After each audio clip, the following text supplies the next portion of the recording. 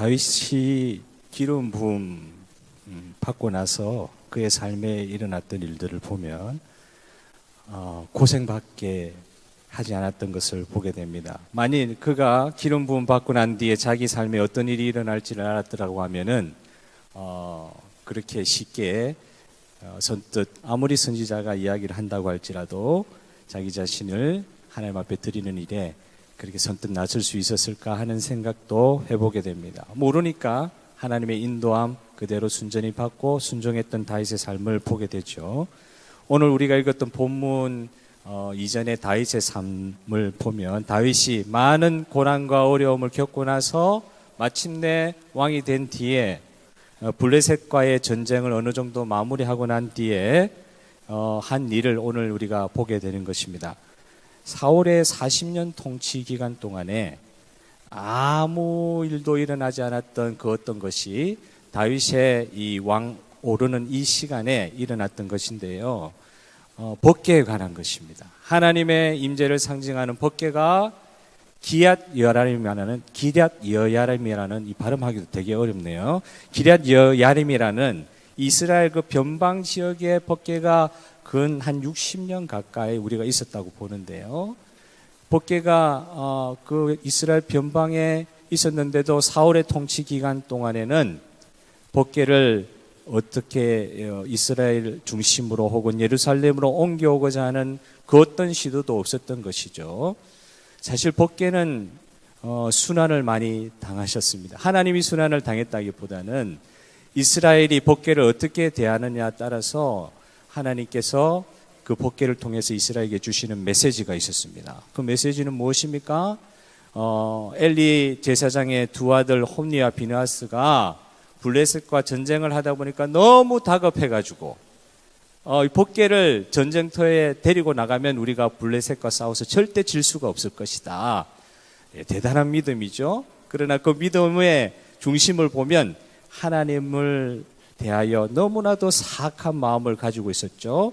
하나님을 자기의 삶의 수단으로 사용하려고 하는 홈니와 비느하스 그 중심을 보시는 하나님께서 하나님의 임재와 존존의 상징이라는 법궤가 이스라엘 백성과 있었음에도 불구하고 블레셋에 대패하고요. 그날 홈니와 비느하스가 전쟁터에서 죽었던 겁니다. 그리고 나서 엘리도 죽죠. 그리고 그 법궤는 블레셋 백성들에게 빼앗겨 버려요. 하나님 인재의 상징을 전쟁터에 데리고 나가서 가지고 나가면 이길 줄 알고 살 줄 알았는데 아니 웬걸요? 하나님의 임재의 상징인 법궤가 그 전쟁터에 있었지만 이방인 적군한테 다 뺏겨버린 거예요. 그리고 나서는 이스라엘은 더 이상 블레셋과 싸움해서 그 법궤를 가져올 힘이 없었습니다. 그러나 우리 살아계신 아버지 하나님께서 당신 스스로 법궤가 임재하는 그곳에서 하나님이 스스로 승리를 취하시는 그런 모습을 보여주십니다. 이스라엘 백성에게 아무것도 할 수 없는 그때에 하나님께서는 그 자리에서 블레셋에서 스스로 모습이 있어서 걸어 나오신 것이 아니라 블레셋의 법궤가 가는 곳마다 우환이 일어나고 어려운 일이 생기고 결국 하나님을 믿지 않는 블레셋 백성이라 할지라도 이거 우리가 너무 잘못하고 있다는 그런 걸 스스로 깨닫고 법궤를 이스라엘 쪽으로 돌려보내기까지 하는 그런 장면을 통해서 하나님은요 이스라엘 백성들의 원하는 그 모습을 통해서 옮겨가시는 것이 아니라 이스라엘 백성을 의지하시는 것이 아니라 창조주이신 하나님은 당신 스스로 당신이 당신의 땅으로 돌아가는 그런 모습을 보여주셨습니다. 그래서 블레셋 백성이 벳세메스로 가는 그 소를 통하여 법궤가 이스라엘 땅으로 들어오지만 이스라엘 땅에 이미 종교의 중심지인 실로는 무너졌고요. 예루살렘이라는 성은 아직 다윗 왕이 점령하지 않은 상태였기 때문에 완전한 성으로서 자리매김하지 않았기 때문에 법궤 자체는요 기럇 여아람이라는 이스라엘의 아주 변방 지역에 모셔져 있게 된 것입니다. 그걸 이스라엘 백성들이 근 60년 혹은 40년, 50년, 60년 기간 동안 그 법궤가 그곳에 있었는데도 아무런 조치한 것이 나타나고 있지 않아요. 사울의 즉위기간, 통치기간에는 법궤에 대해서 어떻게 했다는 말이 전혀 나오지가 않습니다. 그런데 다윗이 자기가 왕위에 올라가면서 하나님께서 그를 통해서 법궤에 대한 생각을 허락하시고 법궤를 이스라엘 예루살렘 중심으로 옮겨야 되겠다는 생각을 그에게 허락해 주신 것이, 이게 놀라운 은혜죠. 같은 현상이라도 어떤 사람에게는 아무 일도 일어나지 않습니다. 하나님의 은혜의 방편이 여기 있다 할지라도 그 어떤 누구에게는 아무 일도 일어나지가 않습니다. 그러나 다윗은 하나님이 자신을 왕으로 세우신 그 자리에 첫 시작하는 그 단계, 어느 정도 블레셋과의 전쟁이 끝나고 나서 자기 마음속에 간직했던 것을 실행에 옮기기 시작한 것이 제일 먼저 한 일이 무엇이냐? 하나님의 임재의 상징인 법궤를 옮겨야 되겠다고 생각하고 그 일을 추진을 한 거예요. 3만 명이나 되는 많은 사람들을 모았습니다. 그리고 기럇 여아림으로 그 사람들을 보냈습니다. 그리고 법궤를 옮겨오도록 하는데 그 당시로서는 최선의 방법이 아마 이렇게 수레에다가, 아주 이렇게 좋은 수레에다가 이렇게 법궤를 옮겨서 그걸 그대로 이렇게 소가 끌게 하는 방식으로 옮겨오는 게 일반적인 그 이방 사람들이 취하는 방식이었던 것 같아요. 그런데 이게 이제 사실은 하나님의 법도 하나님의 은혜의 그 법칙이 있었음에도 불구하고 그것이 이게 사라져 버리듯이 사람들이 잊혀져 버리니까 이스라엘의 법도, 율법의 법도를 사람들이 기억지 못하니까, 왕인 다윗이라 할지라도 그 법도를 잘 알지 못하니까 그런 방법으로 옮기다가 이게 소가 날뛰는 바람에 법궤가 이렇게 옆으로 넘어지는 것을 웃사라는 그 옮기는 사람이 잡다가 그 자리에서 즉사해 버린 거예요. 여러분, 홈리와 비느하스는요, 하나님을 믿는다고 형식만 갖춘 사람이지만, 그리고 그의 마음을 하나님을 섬기는 제사장이라고 하는 그것들을 그런 마음으로 이렇게 밖으로도 다 표현이 되는 사람이지만, 그 자리에 있었던 사람이지만, 홈리와 비느하스는 그 마음 자체가 하나님 앞에서 옳지 못했습니다. 사악했습니다. 하나님을 자기의 삶의 수단으로 사용하려는, 정말 하나님을 안다고 겉으로는 이야기하지만 실제로는 믿지 않는 사람들이었어요. 하나님 모르는 사람들이었어요. 그 사람들이 하나님을 함부로 다루다가 즉사하는 것은 이해를 할 수 있어요. 그런데 하나님을 한번 제대로 섬겨보려고 하다가 이렇게 돼서는 안 된다. 하나님의 은혜의 계시의 상징인, 하나님의 임재의 상징인 법궤가 이렇게 변방에 있어서는 안 된다. 우리나라의 중심, 우리 삶의 중심으로 모셔와야 된다. 이것이 수십 년 동안 일어나지 않는 일이 이 나라에 일어난 것이잖아요.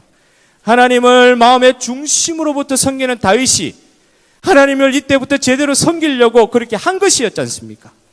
그런데 사람이 죽어나가는 것이에요. 하나님 일을 하려고 하는데 어려운 일이 생긴 거예요. 보통 우리가 하나님 은혜를 받고 하나님 일을 시작하면 모든 것이 좋은 일만 일어나야 되고 더 이상 나위 없이, 좋을 나위 없이 이렇게 모든 것이 완벽하게 되어야 될 것 같은데 막상 하나님의 일을 시작하면서 오히려 더 어려움을 우리가 겪는 경우들이 많이 있지 않습니까? 실제로 하나님 일을 안 할 때는요, 아무 일도 일어나지 않아요. 40년, 60년 그냥 지나가요. 그냥 스테디하게 지나갑니다.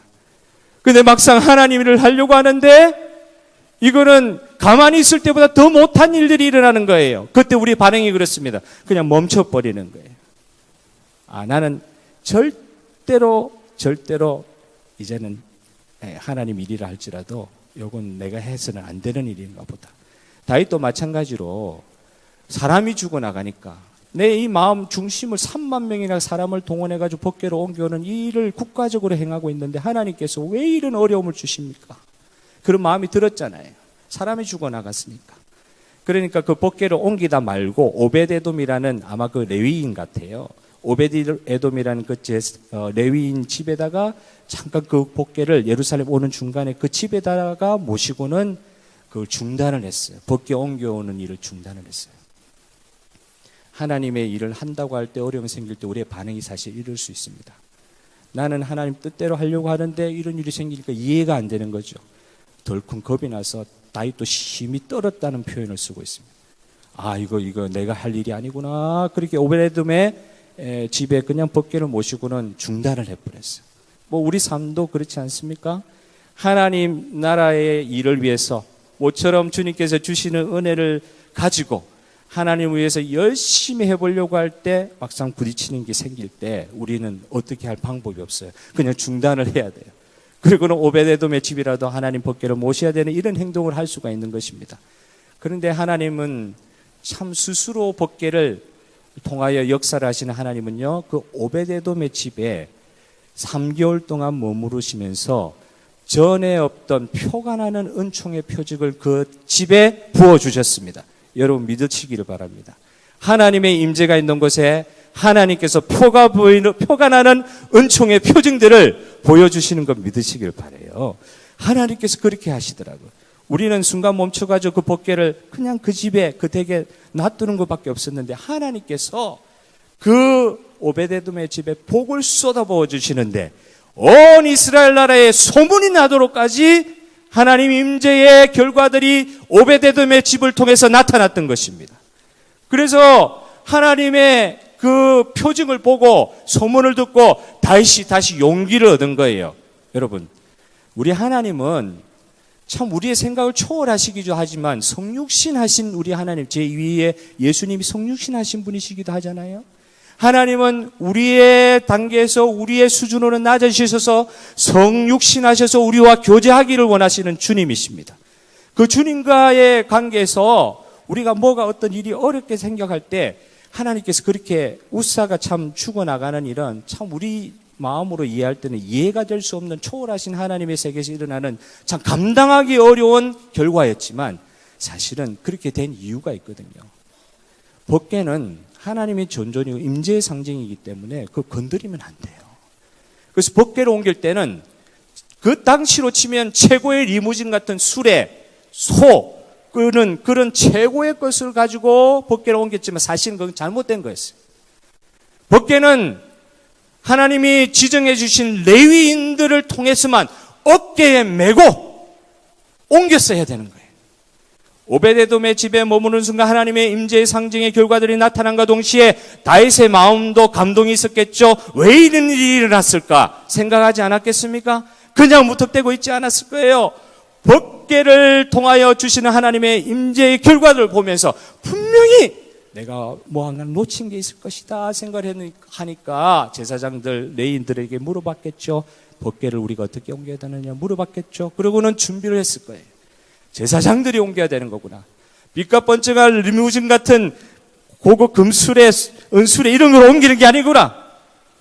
하나님의 선택하신 백성 레위인, 하나님의 정하신 법도 하나님이 원하시는 방식대로 하나님의 임재 가운데 우리가 서야 되는 거구나. 아무리 내가 은혜를 받았다 할지라도 하나님이 원하시는 방식이 있는 거구나. 내가 원하는 방식으로 하나님을 섬기는 것이 아니구나. 깨닫게 된 거예요. 그래서 레위인들이 그 법궤를 들게 하시는 겁니다. 그래서 그 법궤를 들고 예루살렘으로 들어올 때에 다윗이 보여준 행동이 뭡니까? 이 배에봇이라는 안에 있는 내복 같은 거거든요. 배에봇이 보일 정도로, 안에 있는 네이가 보일 정도로 온 백성이 보는 가운데 춤을 추며 하나님의 임재가 예루살렘으로 들어오는 것에 감격하고 기뻐하는 모습을 다윗이 보여줬다고 되어 있어요. 이 기쁨은요, 법궤가 옮겨 올려다가 한 3개월 있다가 이제 됐구나 하는 그런 정도의 기쁨이 아니라 다윗이 기름 부음 받은 이후에 십수년 동안 고생하면서 하나님 나라의 임재를 그 아둘람 굴에서 사울에게 쫓기면서 죽음의 고비들을 수없이 넘어가면서 그렇게 숨지기면서 하나님의 임재를 블레셋 왕 밑에서 미친 척하면서 그런 어려운 가운데 하나님을 섬기다가 공적으로 왕으로 자기가 세움받아 이스라엘 모든 백성이 모인 가운데 자기가 섬기는 자기를 선택하신 자기를 이때까지 돌보아 주신 하나님의 임재가 예루살렘 성으로 들어오는 걸 보니까 터져 나오는 것입니다. 그 기쁨을 주체할 수 없는 것입니다. 그 안에 된 미갈은 우습다고 했잖아요. 그를 경멸했잖아요. 왕이 채신머리도 없이 그렇게 할 수 있냐고, 계집종들이 보는데 앞에서 그렇게 채신머리 없이 할 수 있냐고. 아니요, 다윗의 입장이 되면 그런 말을 할 수가 없는 거예요. 다윗의 입장이 되면 그런 일을 할 수가 없는, 그런 말을 할 수가 없는 거예요. 감당할 수 없는 기쁨이 그를 덮은 것입니다. 그리고는 하나님 앞에서 뛰면서 찬양하면서 하나님의 이 나의 삶 중앙으로 우리 이스라엘 나라의 가장 중앙된 수도 예루살렘 안으로 들어오시는 공적인 하나님의 입성 예식을 보면서 감격하며 터져나오는 그 감격을 주체할 수 없었던 다윗의 모습을 볼 수가 있었습니다. 무엇이 다윗으로 하여금 이토록 기뻐하게 합니까? 여러분, 한번 가만히 생각해 보십시오. 무엇이 다윗을 이렇게 기뻐하게 했습니까? 제가 앞에 이제 사무엘 상하 다윗이 이제 세워지는 과정들을 좀 설교 준비하기 전에 준비하면서 이렇게 좀 보니까요, 조금 이해가 가는 측면이 생기더라고요. 왜 다윗이 이렇게 기뻐했을까? 여러분, 다윗은요, 사실은 왕으로 기름을 부음 받았지만 왕이 될 수 있는 여건에서 그런 일들이 그 상 가운데 일어난 것이 아닙니다. 전혀 왕이 될 수 없는데 왕으로 기름 부음 받은 거예요. 그리고 하나님을 두려워하는 다윗은 세상 방식으로 하나님이 주신 비전을 따라가지 않았습니다. 하나님이 원하시는 방식대로 하려니까 부하들은 사울을 죽이라 그래요. 부하들은 당신은 할 만큼 했으니까 이제 이런 방식으로 하십시오, 그렇게 조언을 해요. 그러나 하나님을 경외하는 다윗은 전혀 그렇게 할 수 없습니다. 하나님을 제대로 믿는 사람이라고 하면은 그는 하나님이 사무엘 선지자를 통해서 기름 부어 왕으로 세웠다 할지라도 왕이 될 수 있는 길이 없었어요.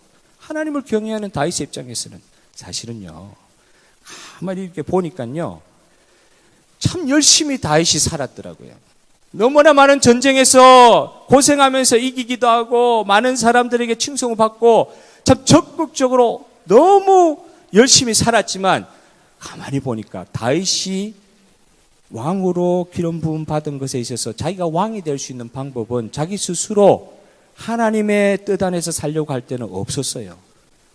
사울 왕이 없어지지 않는 한, 자기 친구 요나단은 또 어떻습니까? 그의 앞을 가로막고 있는 요압의 그 만행은 어떻습니까? 이런 모든 일들을 볼 때는 그는 왕으로 기름 부음 받았음에도 불구하고 왕이 될 수 있는 사람이 아니었어요. 그런데 그에게는 왕으로 기름 부음 받은 하나님의 약속이 있었거든요. 그리고 하나님의 법도를 따르는데 아무것도 자기가 할 수 있는 것이 없는데 헤브론에서 7년, 아무것도 하는 것 없이 헤브론에서 7년 조그만 유대 백성 그 지역에서 왕하는 동안 이스라엘 전체 왕으로 부름받는 그 과정들이 사실은 그 과정 하나하나에 다윗이 한 것은 하나도 없더라고요. 정말 중요한 순간에 다윗의 전쟁에 이겨가지고 세상 사람들, 이스라엘 백성들의 존경을 받아서 왕으로 올라갔다, 그게 아니에요. 가장 핵심적인 순간은요, 다윗이 할 수 있는 것이 아무것도 없었던 거예요. 하나님이 다윗을 기름 부으시고 하나님이 기름 부으신 대로 왕이 되게 하신 모든 일을 이루신 것은 하나님이셨습니다. 다윗이 열심히 노력해가지고 왕이 될 수 없는 사람이었어요. 그는 하나님이 약속하신 대로 하나님이 이루시는 것을 눈으로 볼 수밖에 없는 사람이었어요. 그리고 하나님께서 하신 것을 그 법궤의 임재를 통해서 확인하고는 하나님의 전존을 예루살렘 성으로 인도하면서 입성시키면서 그 마음이 복받쳐 오른 것입니다. 무엇이 가장 기뻤을까요? 한마디로 생각이 됐습니다. 아무것도 한 것 없이 하나님께서 자기에게 주신 은혜에 대한 기쁨이 터져 나온 거예요. 자기가 뭐 한 것이 있으면 그런 생각 잘 안 들 것 같아요. 하나님이 이루신 일을 온전히 찬양하다 보니까 자기의 한계를 벗어나는 찬양을 하나님께 드릴 수 있는 것입니다. 일한 것이 없이 하나님께서 그에게 부어주신 것에 대한 감격이 넘쳐온 것이에요. 그래서 다윗의 시편을 사도 바울이 로마서 4장에 이렇게 인용하고 있거든요. 로마서 4장 6절에 보면 일한 것이 없이 하나님께 의로 여기심을 받는 사람의 복에 대하여, 이렇게 앞에 답을 이렇게 서서를 넣고요. 일한 것이 없이 하나님께 의로 여기심을 받은 사람의 복에 대하여 다윗이 그런 사람이었는데 시편 31편을 로마서 4장에서 인용하면서 시편 31편의 내용이 이렇습니다. 불법의 사함을 받고 허물의 사함을, 다른 성경에 보면 허물의 사함을 받고 죄가 가리워짐을 받은 사람들은 복이 있고 주께서 그 죄를 인정하지 아니하실 사람은 복이 있도다. 이게 다윗의 시편이거든요. 이 시편을 로마서에서 인용하면서 제목을 달기를 일한 것이 없이 하나님께 의로 여기심을 받은 사람의 복이 이런 것이다. 다윗이 왜 그렇게 기뻐하며 춤췄을까요? 자기가 한 것이 없는 거예요. 그런데 하나님께서 자기를 인정해 주신 거예요. 하나님의 거룩한 존존 앞에 설 수 있도록 해주신 거예요.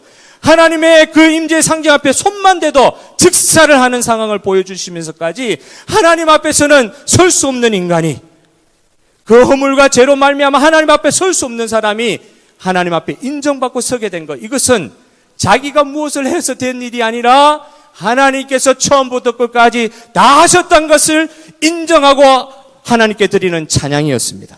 며칠 전에 읽었던 신명기 6장 11절 12절, 저는 이제 온 지 일주일 됐거든요. 한국에서 온 지 일주일 됐는데요. 지금 이 말씀을 이제 저희 가족하고 이렇게 읽으면서 마음에 감동이 오는 것이 오늘 다윗의 이런 마음 아니겠나 싶어요. 여호수아에게 하나님께서 모세를 통해서 말씀을 주시되 내가 건축하지 아니한 크고 아름다운 성읍을 얻게 하시며, 여러분 아멘이시면 그러면 아멘 해보세요. 하나님 말씀이니까. 신명기 6장 11절 12절 이렇게 되어 있습니다. 앞으로 들어갈 땅 가나안 땅에서 하나님께서 어떻게 이야기하십니까? 네가 건축하지 아니한 크고 아름다운 성읍을 얻게 하시며, 네가 채우지 아니한 아름다운 물건이 가득한 집을 얻게 하시며, 네가 파지 아니한 물을 차지하게 하시며, 네가 심지 아니한 포도원과 감람나무를 차지하게 하시며, 네가 하지 않은 것을 하나님께서 해주시겠다는 겁니다. 가나안 땅에서 그 일을 이루시겠다는 겁니다. 다윗에게 이 은혜가 임했던 것입니다.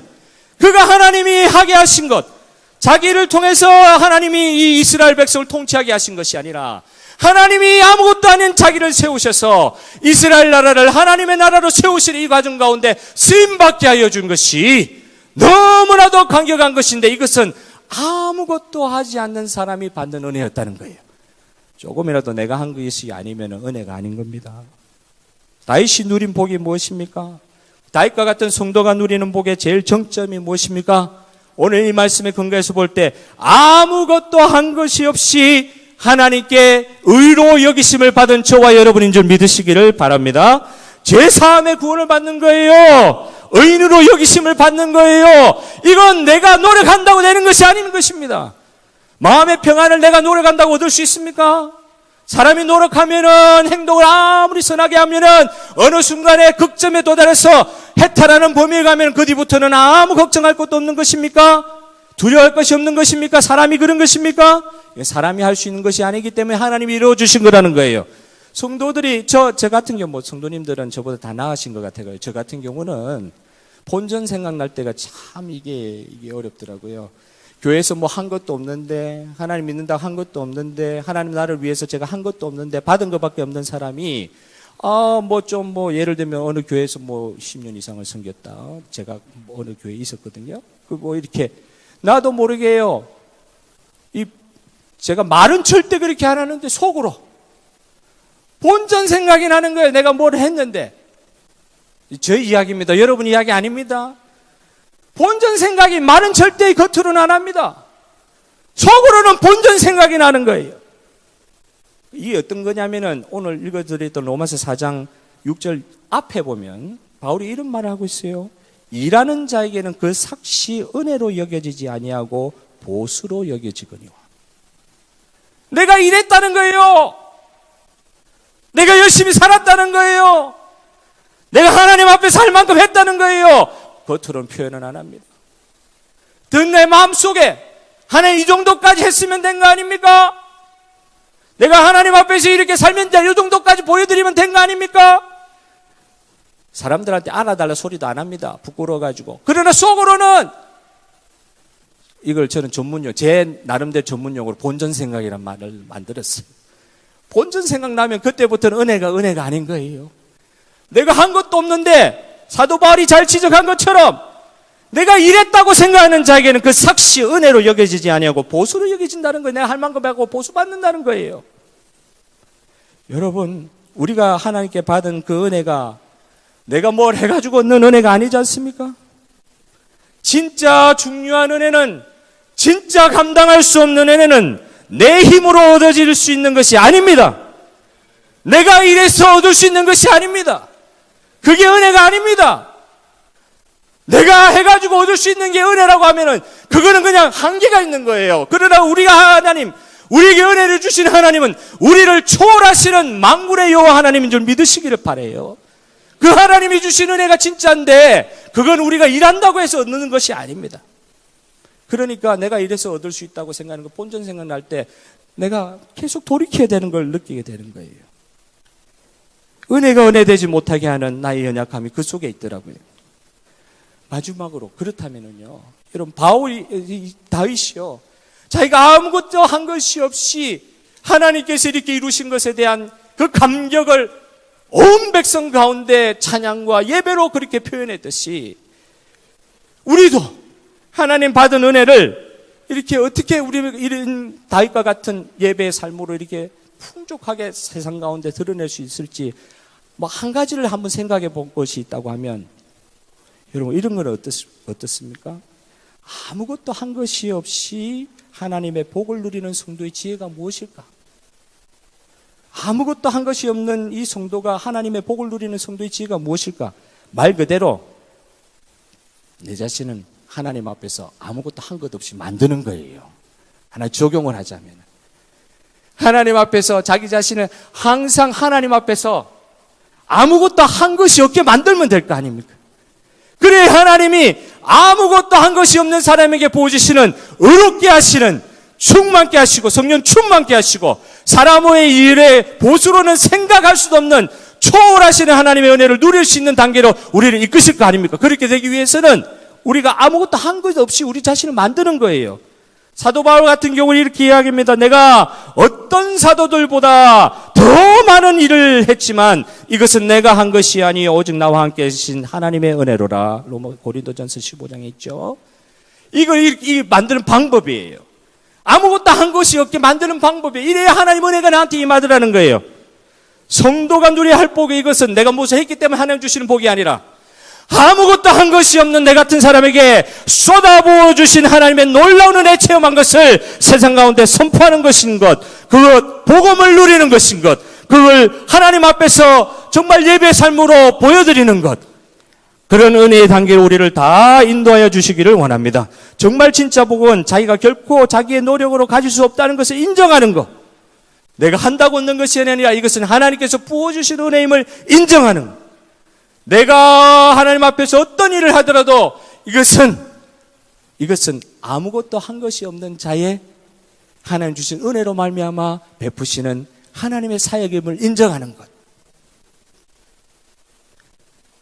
아무것도 한 것 없이 받을 수 있는 하나님의 은혜를 만끽하려고 하면 내 스스로가 날마다 나는 아무것도 한 것이 없습니다. 정말 하나님께서 이렇게 해주셨네요.